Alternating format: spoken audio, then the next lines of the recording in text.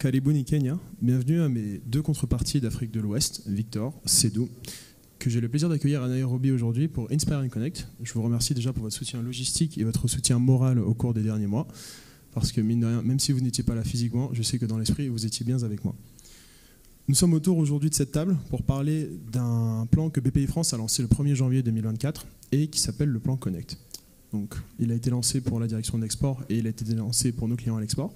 Mais Sédou, qu'est-ce que le plan Connect et quel est son objectif? Comment est-ce qu'on le matérialise? Tout d'abord, merci Ramzi pour ces doux mots.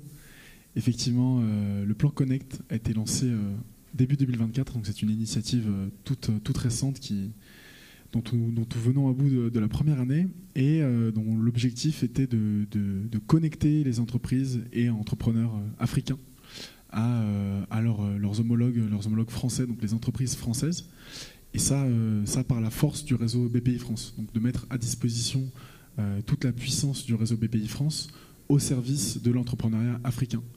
Et donc, ce réseau BPI France, donc on va le rappeler, c'est 50 directions régionales, à peu près 80 000 entreprises clientes, donc suivies par BPI France, et donc permettre de mettre toute cette force d'action, cette technologie, ce savoir-faire au service des besoins africains.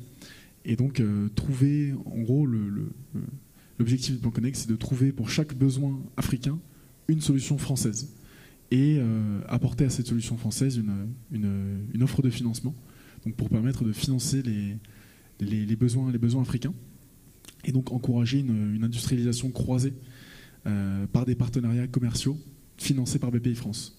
Partenariat entre, encore une fois, des entreprises françaises et africaines. Merci, très clair. Victor, toi qui quadrilles la zone de Yopougon, qui quadrilles le PK24 et la zone industrielle de San Pedro, quelle typologie d'acteurs et de boîtes on adresse et comment est-ce que tu les adresses surtout? Effectivement, merci à tous les deux, ravi de partager ce moment avec vous. Alors c'est vrai qu'aujourd'hui, ce qui est important de rappeler, c'est qu'on est déjà totalement agnostique en termes de secteur d'activité et de secteur d'intervention. En revanche, on va quand même se baser déjà sur les besoins, les opportunités identifiées dans nos délégations régionales. Parce que juste pour rappeler peut-être, en plus de toutes les équipes basées en France, aujourd'hui sur le continent africain, en Afrique subsaharienne, on va avoir quatre bureaux qui sont basés à Abidjan, dont je fais partie, qui va couvrir l'Afrique de l'Ouest et centrale. Un bureau également à Dakar pour le Sénégal, la Guinée, la Mauritanie. Un bureau ici en Afrique de l'Est dont tu fais partie, Ramzi, un bureau à Casablanca. Donc c'est grâce à ces différentes délégations régionales qu'on va démarrer tous nos efforts de prospection, notamment dans les zones industrielles, notamment à Yopougon, effectivement, que je connais bien au nord d'Abidjan. Et aujourd'hui, l'idée, ça va être quand même de travailler surtout en bonne intelligence par rapport au savoir-faire français. Donc toujours en lien très très rapproché avec notre réseau de 50 directions régionales comme Ramzi, comme Sédou l'a justement rappelé. C'est très important, on va se baser sur ce savoir-faire, sur ce réseau, cette connaissance de notre écosystème d'entreprises françaises pour derrière adresser les marchés, les opportunités que nous on peut identifier dans les zones industrielles. Donc en secteur d'activité, on va avoir l'industrie au sens large, donc l'énergie, la santé également, qui va être vraiment une problématique importante, notamment dans ma zone, dans la zone que je couvre en Côte d'Ivoire, entre autres. Voilà, peut-être en termes de secteur, d'identifier, de projets, qu'on a pu déjà commencer à adresser. Nous avons eu pas mal de projets côté agricole, avec notamment des fermes avicoles, du matériel aussi pour des boulangeries qui ont été adressés. Effectivement aussi également présent dans le secteur du transport, matériel roulant, BTP, également des navires à destination d'entreprises privées pour du transport de matériel, de personnes, et voilà, des équipements de santé. Et on fait aussi un petit peu de financement de projets. En tout cas, on se lance depuis un an. Et justement, j'aimerais bien te retourner la question, Ramzi. Aujourd'hui, toi, comment tu vois les choses? Comment tu fais pour accompagner, pour faciliter les courants d'affaires, justement, au Kenya et plus globalement en Afrique de l'Est, entre nos entreprises françaises et leurs partenaires, nos partenaires, basés ici en Afrique de l'Est? Merci beaucoup Victor. Et de mon côté, j'ai eu la chance de commencer mon aventure chez BPI France au bureau d'Abidjan avec Sédou et toi, et puis Clara à la suite. Et j'ai eu la chance aussi de passer à Casablanca. Donc j'ai eu l'opportunité de voir un peu toute l'activité côté Afrique de BPI France et toute la façon dont on opère sur la zone. L'Afrique de l'Est, en tant que zone où la France est historiquement moins présente et surtout le savoir-faire français, cette French touch, est moins connue, moins familière, est quand même une très belle région et une région où on arrive et où on doit se démarquer par la qualité de l'offre que nous pouvons proposer. Il peut y avoir des besoins différents, comme tu l'as mentionné dans l'agroalimentaire, où nous sommes dans la transformation laitière. La France est le meilleur pays pour la transformation laitière dans le monde, où nous avons beaucoup d'opportunités et de façons et de savoir-faire à apporter, tout en combinant avec les acteurs locaux. Tu mentionnais de financement de projet. Nous avons financé notre premier financement de projet, je pense que vous devez le savoir, à l'île Maurice, cette année, qui est, je pense, le premier d'une longue lignée à suivre sur d'autres géographies, que ce soit en Afrique du Sud, ou en Tanzanie, ou encore à l'île Maurice, ou encore à Madagascar. Aussi sur le format des PPP, que nous pouvons énormément développer en Afrique de l'Est, puisque nous sommes aussi sur des typologies d'économies différentes par rapport à l'Afrique de l'Ouest. Pour petit rappel, je crois que c'est 45% de l'économie du Kenya qui repose sur le secteur des services, donc nous sommes quand même vraiment très diversifiés. Et après, il y a des différences et des disparités selon la région entre l'Ouganda, la Tanzanie, Zanzibar et tous les pays différents que nous couvrons depuis la délégation internationale de Nairobi. Je vais ensuite continuer vers Seydou. Quelles applications est-ce que tu penses que ce plan Connect aura concrètement sur les différents métiers de la maison BPI France ? Alors concrètement, comme le mentionnait Victor, donc historiquement il y a une grosse activité côté Afrique de l'Ouest et donc logiquement finalement ce plan Connect mis en place donc depuis le début de l'année a été orienté et réglé par du financement export. Donc notre outil principal a été le crédit export.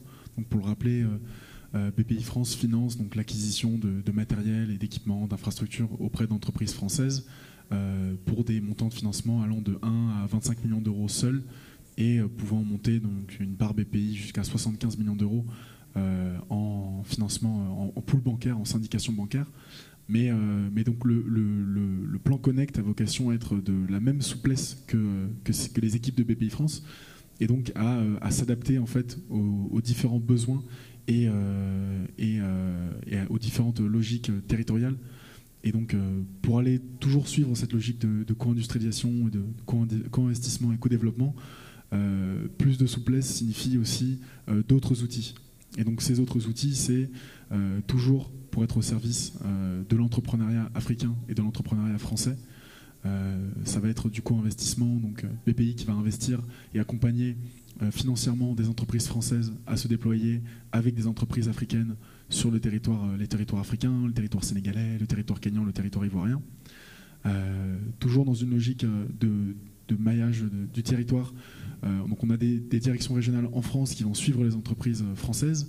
Et nous, notre rôle finalement à Nairobi, à Abidjan et au Sénégal, c'est de connaître les besoins des entreprises et des entrepreneurs et de mieux les comprendre afin de les matcher avec des entreprises et de pouvoir au mieux accompagner les entreprises françaises dans leur mariage d'actionnariat avec des entreprises locales. Et donc pour ça, on a des dispositifs pour encourager les joint ventures, donc accompagner les entreprises françaises dans de l'investissement, de la garantie de leur investissement afin de les dérisquer, de les inciter à venir se déployer de plus en plus sur les territoires africains, et donc toujours pour permettre le co-développement. Et je pense que nous pouvons nous diriger vers cette montée en puissance pour l'année pilote 2024. Victor, qu'en penses-tu ? Quel est l'avenir de ce que nous avons fait et comment est-ce qu'on en est aujourd'hui au 15 novembre depuis le 1er janvier ? Un petit bilan, ce serait bien. Effectivement, je pense que déjà, on est en train de conclure une très belle année aussi, qui est bien imagée par ce bel événement auquel on participe aujourd'hui. Et sur ce qui est du plan Connect, effectivement, je pense de gros efforts qui ont été faits, des beaux efforts de structuration aussi en interne. Aujourd'hui, c'est vrai qu'on a entamé de beaux efforts de prospection dans nos zones respectives, également en se basant sur des partenaires, des fonds d'investissement pour identifier les bons acteurs.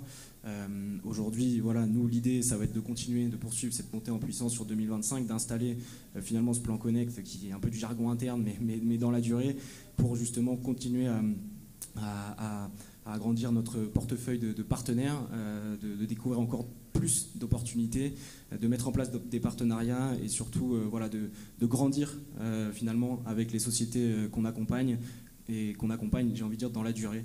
Et je pense que là est la clé de notre réussite et de la réussite de ce plan Connect dans le futur. Merci beaucoup à tous les deux pour le déplacement. Et puis je pense qu'aussi c'est important de rappeler qu'on est à Inspire and Connect aujourd'hui. Donc aujourd'hui nous inspirons pour connecter demain. et faire en sorte que nous arrivons à nos objectifs et surtout à favoriser l'entrepreneuriat et le développement. Merci beaucoup et à très bientôt.